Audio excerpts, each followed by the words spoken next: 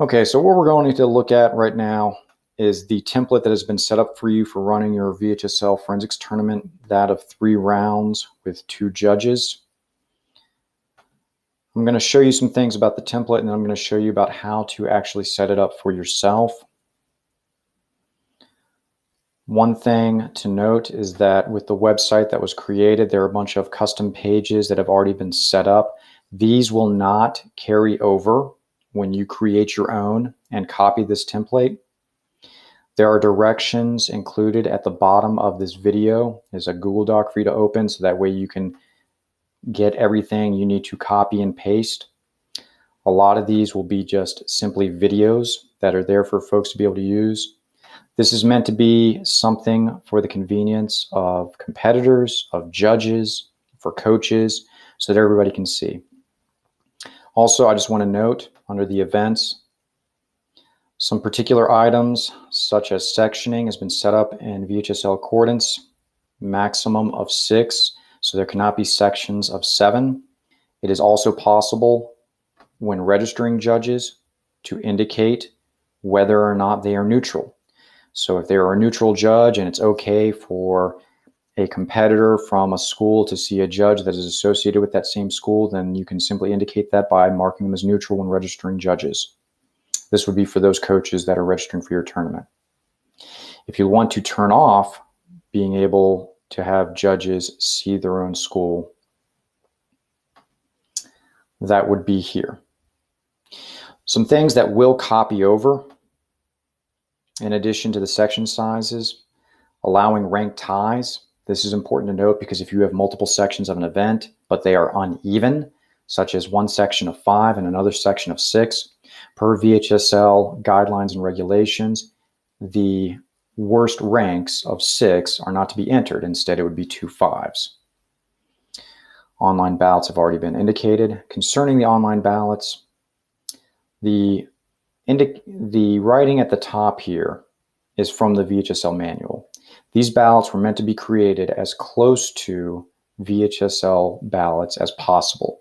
So anything that is written in here for the ballots has been copied directly from the manual. The same is true for the event itself.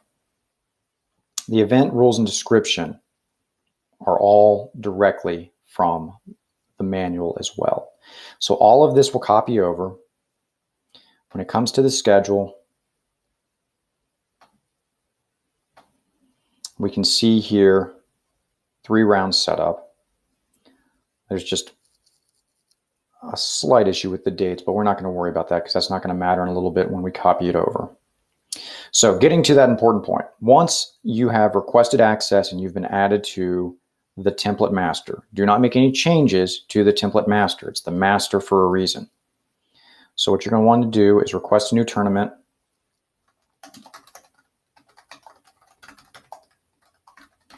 We'll just call this an example. Start date, let's just say that we wanted to have it on Saturday the 30th at 8 a.m. We should be done by the 30th. Now, if you're going to use an SDA campus, that's something for you to be considering with your ADs or the other coaches or what you're familiar with. Some folks might be using Zoom. I'm going to go and select an SDA campus for this. We have to indicate the state. This is where it matters being granted access, because now that you've been granted access, you can go ahead and make use of what has been shared with you. So that way it'll copy everything over. I'm going to mark this as a test tournament simply because I don't want this to be showing up on tagroom.com. And that's it. Once you have created your tournament, we can see it over here for the 30th. You can then go in to go ahead and start adjusting the dates as you see fit. We have it here, but notice we have registration on 1/3, so it's already open. New entries due by, we want to make sure that that is at least a week before. Script info and uploads, obligations, so on and so forth. Same thing for the schedule. We want to make sure we have a schedule that fits appropriately. We can just shift this, save time slot, and there we go. Saturday the 30th, it's all been copied over. If you want to adjust the times, you can adjust the times. Everything else, as I've already indicated, has copied over in this example. From the event rules and description, sectioning being 6, judges being able to judge their own school, the ballots. I will also go ahead and go over the tiebreakers. Per VHSL manual tie-breaking guidelines, the first tiebreaker is that of the lowest overall ranks, the ones that over 3 rounds get the closest to 1, or have multiple first place. If there is a tie in that, then we look at the points, adding up all the points from all the rounds, and then the individual with the highest points. These two tiebreakers tend to take care of it, especially the second one with the points. If for some reason there is still a tie after these first 2 tiebreakers, what would happen next is dropping the worst rank in a round.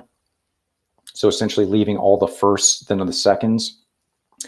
The next tiebreaker would be getting rid of the best rank. So kind of looking for the seconds, thirds, fourths that may be there. And then the last tiebreaker is that of a median. So again, everything's been copied over. Everything is set and ready to go. The one thing I just want to point out is that nothing carried over from the website, as I indicated.